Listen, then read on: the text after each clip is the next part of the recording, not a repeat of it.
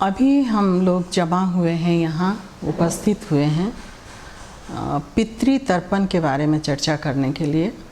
अभी हमारा आश्विन मास का कृष्ण पक्ष चल रहा है और इसमें ऐसी मान्यता है कि कृष्ण पक्ष में हम सभी को पितृ तर्पण, पितृ श्राद्ध और पिंडदान करना चाहिए।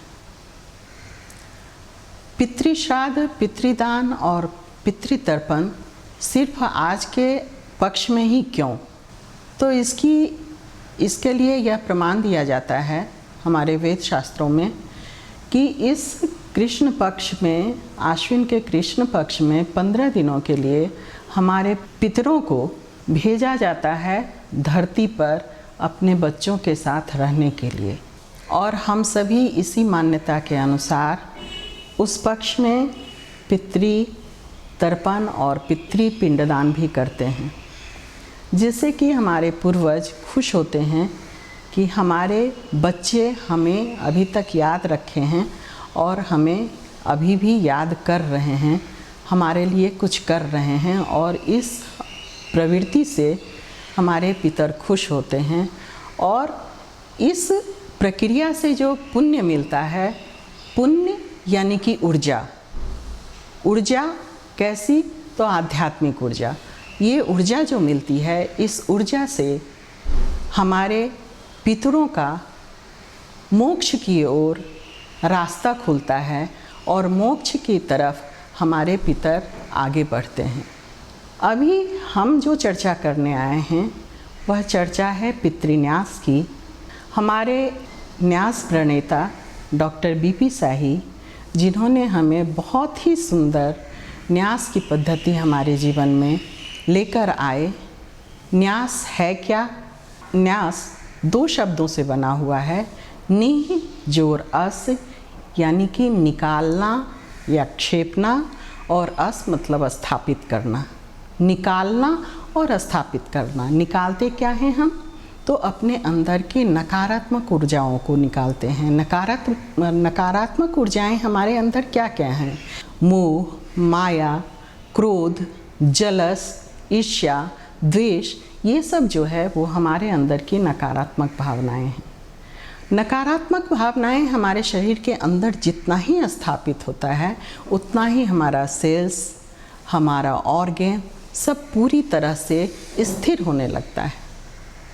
तो अब हम करें कैसे? जैसे आपने ऐसा देखा होगा कि जब हम खुश होते हैं तो हम बहुत ऊर्जावान महसूस करते हैं, और जब हम दुखी होते हैं तो हम बहुत लो फील करते हैं। ऐसा क्यों होता है? क्योंकि नकारात्मक जब हमारे पास ऊर्जाएं रहती हैं तो हमारी ऊर्जाओं को क्षीण करती हैं और हम लो फील करते हैं। जब हम हंसते हैं या किसी को प्रेम करते हैं, किसी से अच्छे से बात करते हैं, जब हम अपनी सोच अच्छी रखते हैं तो हमारे अंदर सकारात्मक ऊर्जाओं का संचार होता है और उससे हम बहुत अधिक ऊर्जावान होते हैं और हम अपने अंदर खुशी महसूस करते हैं।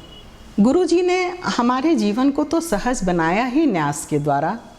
न्यास के द्वारा हमारे पितरों को भी उन्होंने बहुत सारी ऊर्जाएं देने का पद्धति दिखाया है और सिखाया है, और उस पद्धति से हम सभी किसी भी समय अपने पूर्वजों को न्यास दे सकते हैं, यानी कि ऊर्जा दे सकते हैं।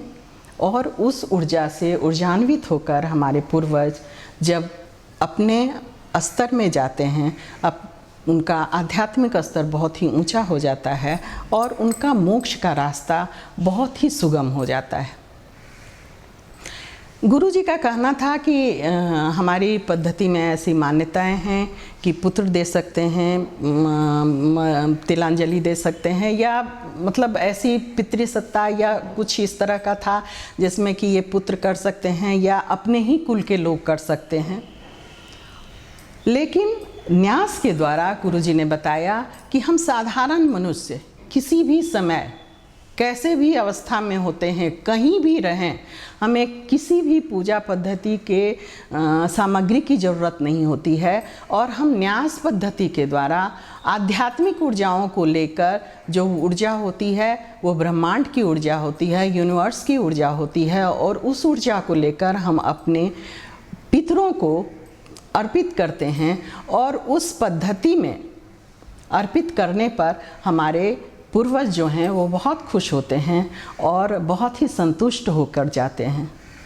ये हमारी मान्यता है कि हम भोजन देते हैं तो हमारे पितर ग्रहण करते हैं, हम जल देते हैं तो पितर ग्रहण करते हैं।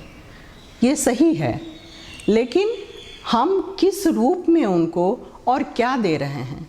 अगर हम कहीं भी बैठकर मन से, भावनाओं से अगर उनको हम धन्यवाद देते हैं और उनके प्रेजेंस को, उनकी उपस्थिति को हम महसूस करते हुए हम जब ये स्वीकारते हैं कि आपने हमें जन्म दिया और आपके लिए हम ये ऊर्जा दे रहे हैं और आप से ही हमारा जीवन है, आपके आशीर्वाद से ही हमारा जीवन है, तो हमारे पूर्वज बहुत ही खुश होते हैं, बहुत ही तृप्त होते हैं।